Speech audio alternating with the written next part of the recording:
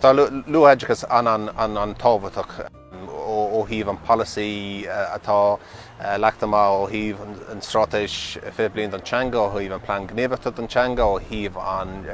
pholasaí oideachas don Gaeltacht freisin tá sé sin fiú tábhachtach go bhfuil an béim ar luathbhliachas ar páistí ar daoine óga ar níonraí agus is deas Gaeilge don ceantar seo go bhfuil siad ag fáil na áiseanna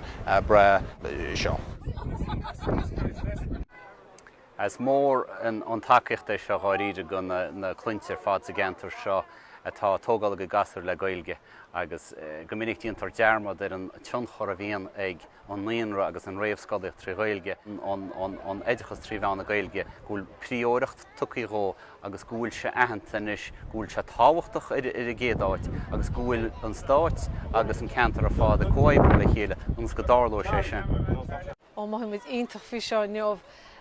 is iontach an rud seo go níonra gon na forbacha agus go cóníonra na Gaeltachta. Ba